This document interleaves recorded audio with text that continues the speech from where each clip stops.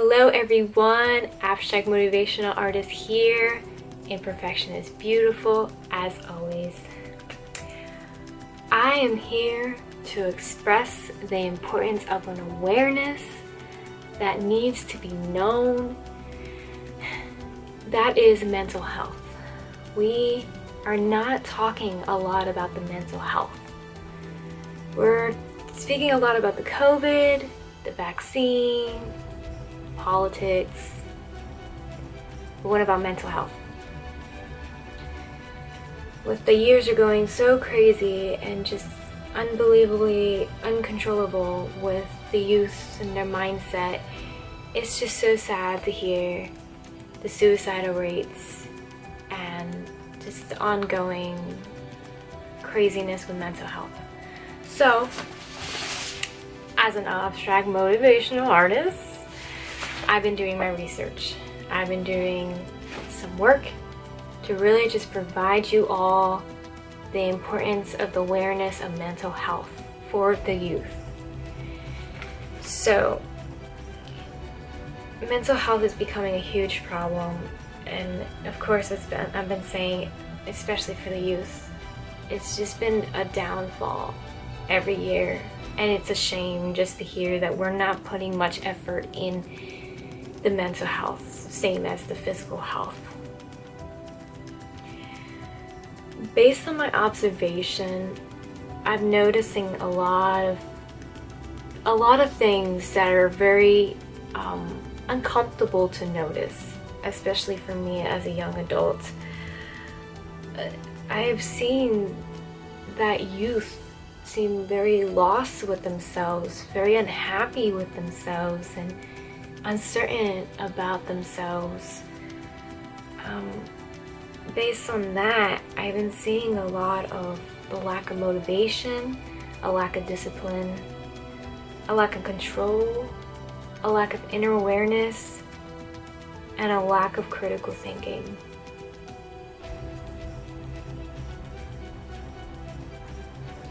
I also seen and heard many youth are very, very addicted to their social media and their phones. I even through my research, not just by my observation. And this, by being on the phone hours and hours and hours and just really having them just adapt into the phone, it is contributing social anxiety, and depression. And all that can lead to suicide. So it can be very, very scary. And I'm just saying, based on my observation, I am not saying all youth are like this. Just as based on what my research is telling me and based on what I've been seeing from selected different youths out there in the public. I also want to mention, from my observation, that I had an opportunity to speak in a school, doing inspirational speaking, and it was great. I was super excited. I was like, oh my goodness, I'm gonna go and be with the teachers, talk to the students. This is great. This is what I want to do. This is what I've been wanting to do. But I noticed something off in the environment. I noticed something, I don't know, it was just like the youth were very different. There was not any connection to each other. I've seen youth being on their phones in school, walking and just texting or talking to one another, but they're not really looking. They're just texting and talking. It's like there's no eye contact, no in-person to person contact. I feel I've been seeing that teachers feel like they have lost control. They have no control of the environment, and it's like the students have lack of motivation to even learn because it's like Google knows everything, so what's the point? You know, it's like what I'm noticing here.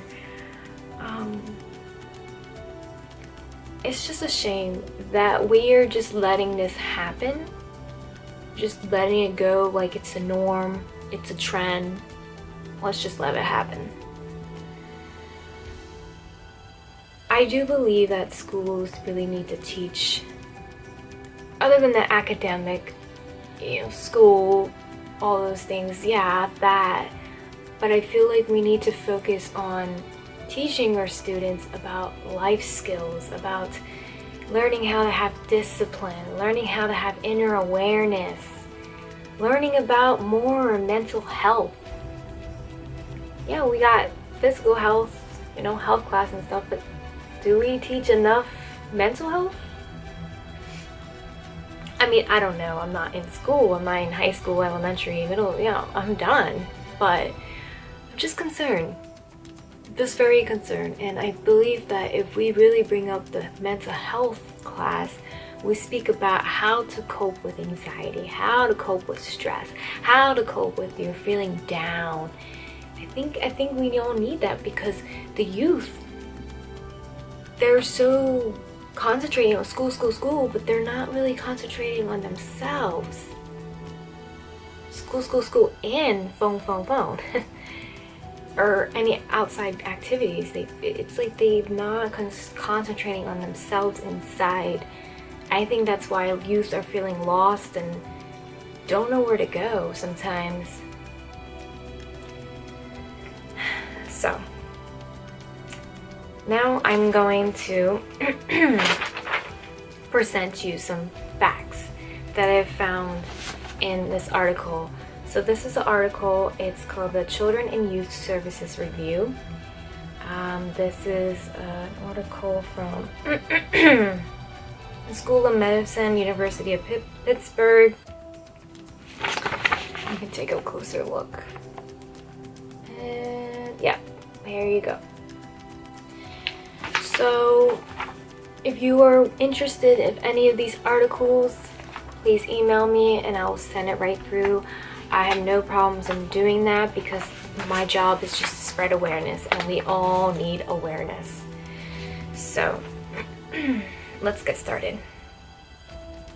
So suicide is the second leading cause of death for youth ages of 10 to 34 in the US.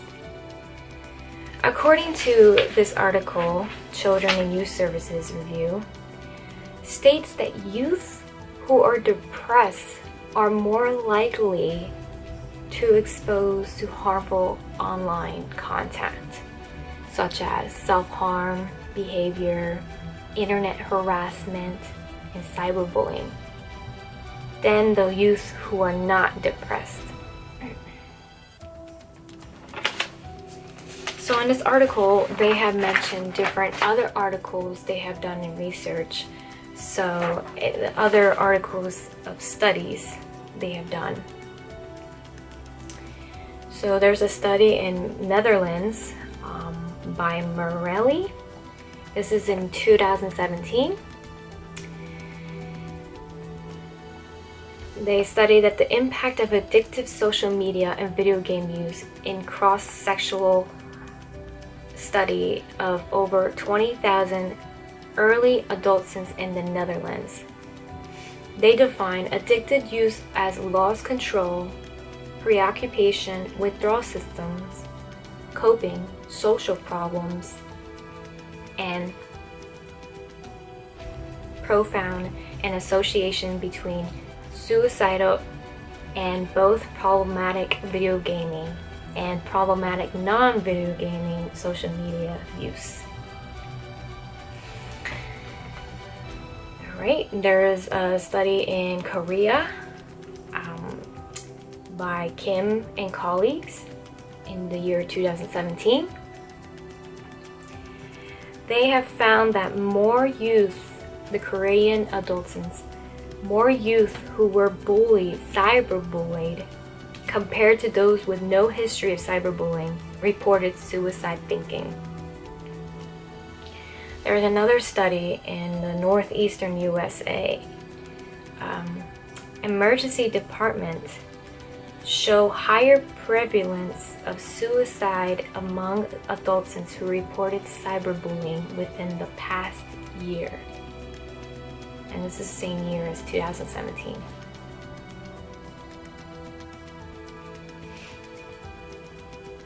And then there's also, I've done some research about the most vulnerable group of youth who are more known to get cyberbullied is the youth who are lesbian, gay, and bisexual in the US. And this is on the year 2018. So it is heartbreaking to hear the youth who are trying to figure out who they are from within, but they can't because the society just breaks them down. So it is super, super hard to really grasp and put this into the knowledge. It's a lot. And I think that's why a lot of people don't talk about it. But as an abstract motivation artist, I'm taking it strong and I'm letting you all know right at your face, because we need to wake up. We need to open our eyes, wake up, and help these youth. So there's another study specifically about self-harm through social media. So there's an article by Jacob. This is in the year 2017. Adolescents indicated that seeing other images of self-harm on the internet was primarily a reason for their own engagement in self-harm. Youth explained that photos and videos invoked a physical reaction and inspired ritualistic practices of self-harm. And then finally, there's another study that I just want to mention really quick by Rodway, year 2016, and then Punai in the year 2017. The study that investigated a disclosure on social media as an antecedent to suicide death. The study showed that internet use related to suicide, including searches of suicide methods, posting suicide ideas on social media, and online bullying, was recorded in 23% of deaths among adolescents in their sample. So this is like 2017 and 2018. Based on what they have researched, they have found that 23% of deaths among teens in their sample. That's a lot. That's crazy. Okay, I got more. So I got another article. It is the Washington Post. Yes, the Washington Post. And this article it's actually not even that long ago, November 23rd, 2020.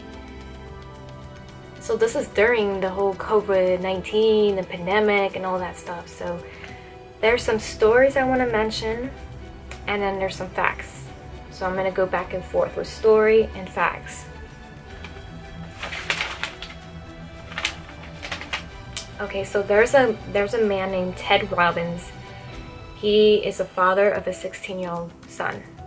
The 16-year-old son killed himself 1 month into the pandemic.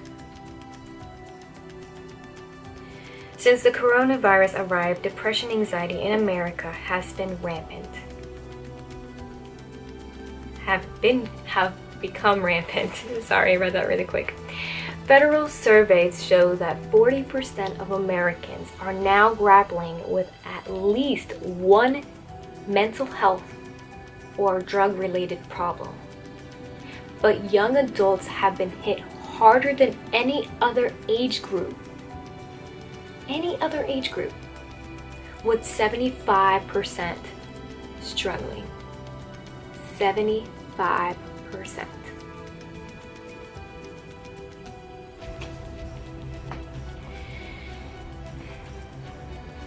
When the CDC and prevention, so the Center of Disease Control and Prevention, asked the question to the youth if they ever had thought killing themselves in the past 30 days during the pandemic.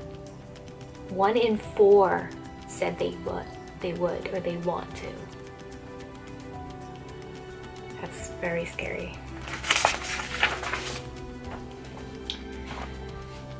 Between 2007 and 2018, suicide increased by 56% among teens and young adults. Let me read that again. Between 2007 and 2018, suicide increased by 56% among teens and young adults. A federal study in August on the coronavirus mental health impact that found the young people surveyed at the highest rate of increased anxiety, depression, substance use, and other mental health problems. So here's a story of Robin's son named Christian. Christian could no longer hang out every weekend with his 3 best friends who helped him through past bouts of depression. His son told that a voice inside was whispering how worthless he was, how he was hated by everyone. Just that inner voice that can get you.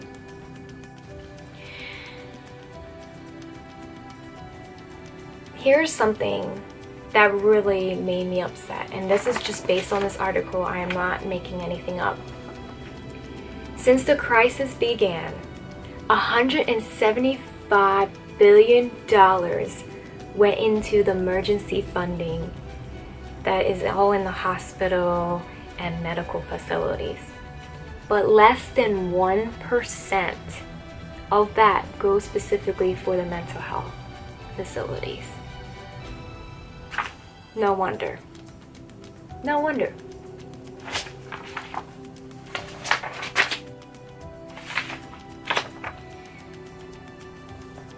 So there's some countries that are also going through, not just America, but also countries that are going through this problem. Japan said suicide in August increased 15%. Nepal has similarly reported increases. Thailand recently said that its suicide have risen 20% compared to the year before. And lastly, I just want to read this story, this last story of Ted Robbins. It has been 7 months since that night Ted Robbins' son sneaked out and shot himself. He keeps a jar of pictures by his bed and a cast of funeral homemade of Christian's hand. Every night before he sleeps, Robin placed his hand into his son's. He found an online support group and told its leader he wanted to help others struggling in the pandemic. Last month, Robin received an urgent call. A father whose 16-year-old daughter has just killed herself. Robin listens as the man described his daughter's loss of hope. With so many still dying from the virus, protests in the streets, America at war with itself. He listened as the man second-guessed every choice he made in the final days of his daughter's life. He recognized the rawness in the father's voice. An hour into the conversation, Robin told the man the kind of thing he had struggled for months to say to himself. You loved her. You did everything you could. You didn't cause her death. Before he hung up, Robin's promise to add the man's phone to a growing list of struggling families Robin's checked during the pandemic. In daily visits to his son's grave, he often tells Christians about these people he is trying to save. There's so many kids out there, so many families that still have a chance. For them, it's not too late.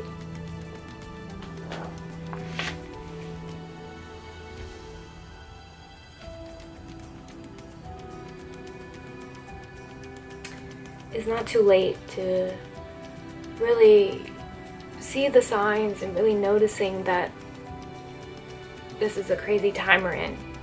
We must really just spread awareness and give tips out of how we can help each other, how we can help each youth. Because we cannot keep this happening. We can't just ignore it. We can't just keep concentrating on politics and arguing to each other. What I've been noticing through social media is that we are all bullying each other. We are so divided. And this is why the youth, this could be part of the youth of why they feel this way. Because of the craziness of things that goes through social media. We should just accept and let it go. Everybody has their own opinions. Everybody has their own way of life. Just let it go.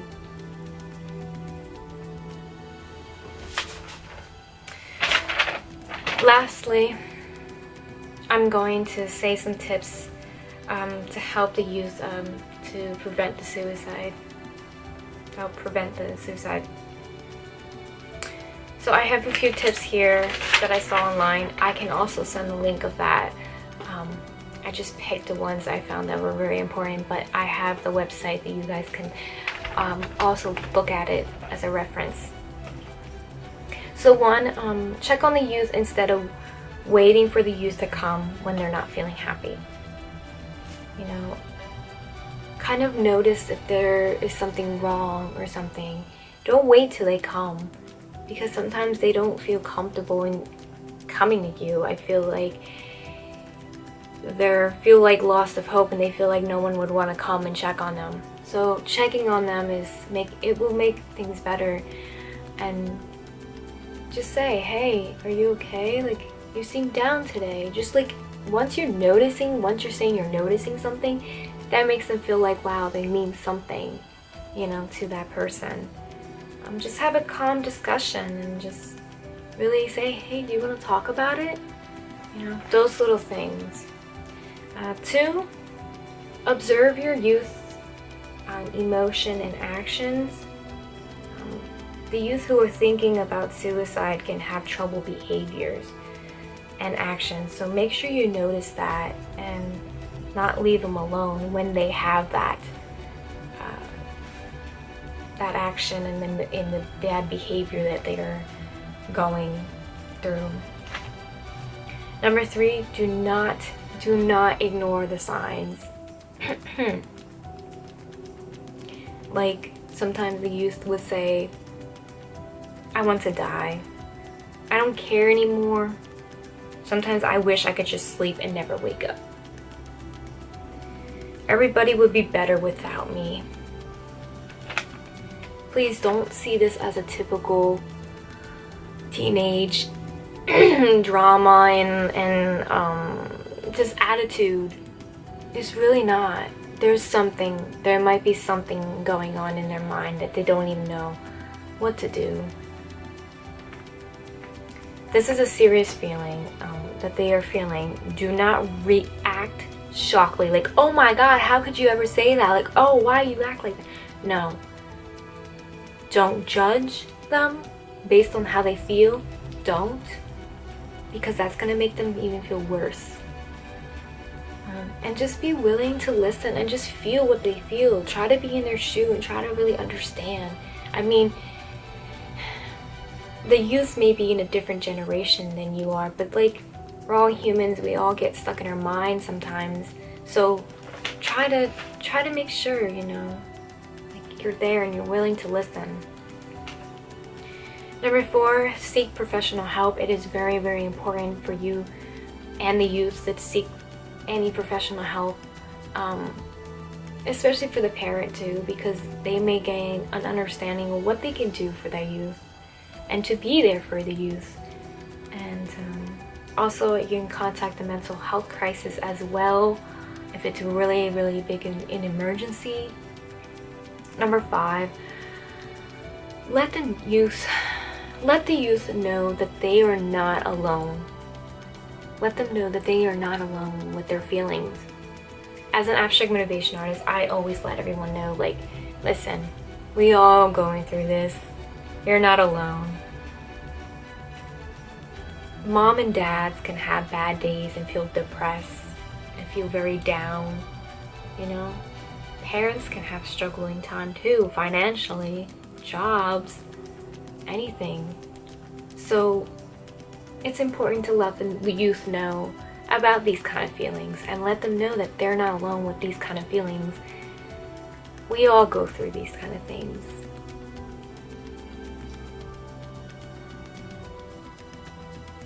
And also let them know that these feelings, these negative feelings they feel, is not going to last forever.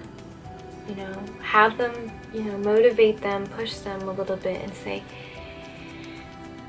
if you search for good deeds will happen. You know, what you seek the seek will happen. The seek will come.